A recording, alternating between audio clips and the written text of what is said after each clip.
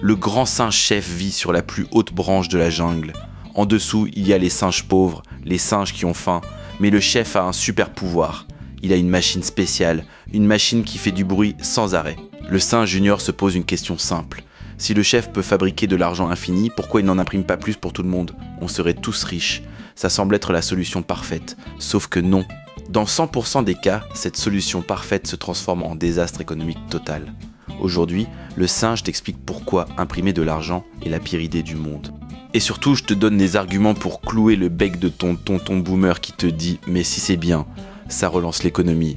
Spoiler, non tonton, tu dis n'importe quoi. Chapitre 1, la mécanique de l'arnaque. Imagine une toute petite jungle. Il n'y a que 5 singes. Il y a aussi l'épicerie de Madame Banane. Sur son étagère, il y a exactement 5 bananes. Dans cette jungle, chaque singe a une seule feuille verte dans sa poche. Le prix d'une banane est fixé à une feuille verte. Tout est en équilibre. Un singe donne une feuille, il reçoit une banane. Le singe est heureux, mais le grand chef descend de sa branche avec le sourire d'un vendeur de voitures d'occasion. Il dit « Aujourd'hui, c'est la fête. J'ai fait tourner la machine. Je vous offre à chacun 5 nouvelles feuilles vertes. » C'est l'euphorie. Les singes se sentent riches. Ils courent tous à l'épicerie de Madame Banane. Ils se disent « Avant j'achetais une banane, maintenant je vais en acheter 2. » C'est là qu'arrive le mur de la réalité. Madame Banane regarde son étagère. Il y a toujours 5 bananes, pas une de plus.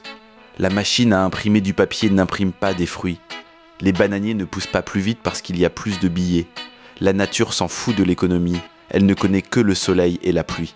Madame Banane n'est pas bête. Elle voit 5 singes hystériques, avec les poches pleines de billets, qui veulent tous ces bananes. La demande est géante, l'offre est minuscule. Qu'est-ce qu'elle fait? Elle change l'étiquette. Elle barre le 1 et écrit 2. Résultat final. Les singes dépensent leurs 10 feuilles, mais le prix est maintenant de 2. Combien de bananes ils achètent? 10 divisé par 2, ça fait 5 bananes.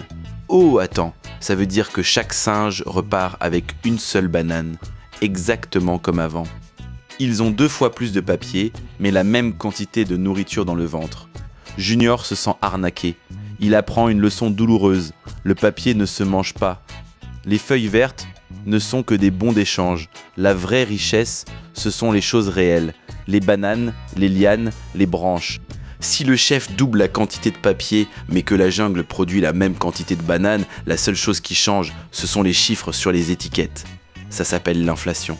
Junior se dit « Ok, mais si le chef imprime des billets pour payer les dettes aux autres jungles, ça marche ça, non ?» Le problème, c'est que ça a déjà été tenté plusieurs fois. Et à chaque fois, ça s'est terminé en film d'horreur. Chapitre 2, le musée des horreurs. Junior entre en tremblant dans la grotte interdite. C'est le musée des cauchemars économiques. Ici reposent les restes des jungles qui ont cru être plus malines que les mathématiques de base. Première vitrine, l'Allemagne, année 1920, la République de Weimar. Les singes allemands avaient perdu la grande guerre des noix de coco. Ils devaient des montagnes d'or aux vainqueurs. Le chef allemand a eu une idée de génie. Je vais imprimer des billets pour tout payer. Il a fait tourner les presses jusqu'à ce que les moteurs fondent. De la fumée sortait des fenêtres. Junior regarde une vieille photo avec horreur. On voit un singe avec une brouette qui déborde de billets. Il allait acheter une villa? Non. Il allait acheter une baguette de pain rassis. Le pire, c'est que les voleurs attaquaient le singe, volaient la vieille brouette et laissaient l'argent par terre. La brouette valait plus cher que le papier. Les billets valaient moins que le bois de chauffage. Les singes utilisaient des liasses de billets pour allumer le poêle et se chauffer. L'argent est mort. Junior apprend la leçon. Les billets peuvent mourir, les actifs réels, l'or, l'immobilier, les entreprises, non. C'est pour ça que Junior ne garde pas tout son argent en cash. Il le place dans des endroits sûrs. Deuxième vitrine, le Zimbabwe, année 2007. La tragédie africaine. Le chef Mugabe a décidé de virer les singes fermiers experts pour des raisons politiques. La production de nourriture est tombée à zéro, la jungle avait faim. La solution du gouvernement? Imprimer du papier pour boucher le trou. Ils ont créé des billets absurdes. Le billet de 100 trillions de dollars, un suivi de 14 zéros. Junior essaie de compter les zéros et il a le tournis. L'inflation a atteint 89 sextillions %. Tout le monde était milliardaire sur le papier. Mais les magasins étaient vides. Les singes portaient des sacs à dos de billets juste pour acheter 3 œufs pourris. Troisième vitrine, le Venezuela, 2016. Le paradis pétrolier devenu enfer. Cette jungle avait un océan de pétrole sous ses racines. Ils étaient riches. Mais Maduro a voulu contrôler chaque banane. il a détruit les entreprises privées, il a tout distribué gratuitement. Quand le prix du pétrole a chuté, l'illusion s'est brisée. Ils ont imprimé pour maintenir la fiction des subventions. Résultat, l'argent est devenu une ordure. Junior regarde une vidéo. Les rues sont jonchées de billets. Le vent les pousse. Personne ne se baisse pour les ramasser. L'effort de se baisser coûte plus cher que la valeur du billet. Ils sont revenus au troc de l'âge de pierre. J'échange une coupe de cheveux contre 1 kilo de farine. C'est la misère fabriquée par des politiciens avec des imprimantes magiques. Chapitre 3. La drogue du chef et le retard fatal.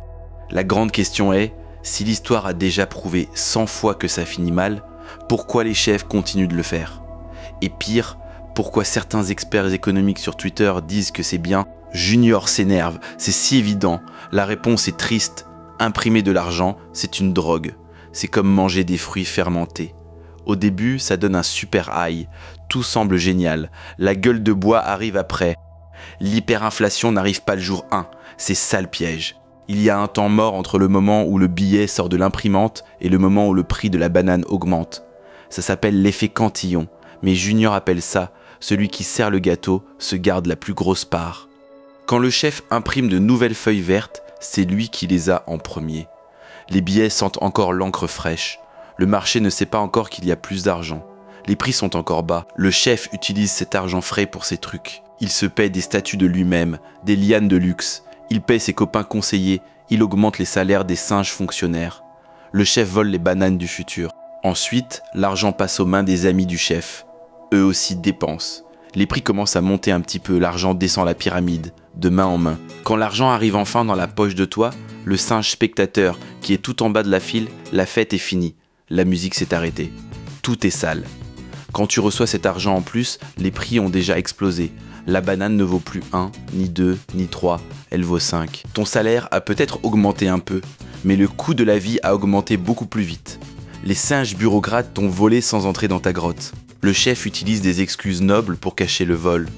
J'imprime pour payer les retraites des papis singes. J'imprime pour construire un hôpital. Il dit « Ne vous inquiétez pas, la banque centrale des singes savants contrôle la situation ». C'est un mensonge.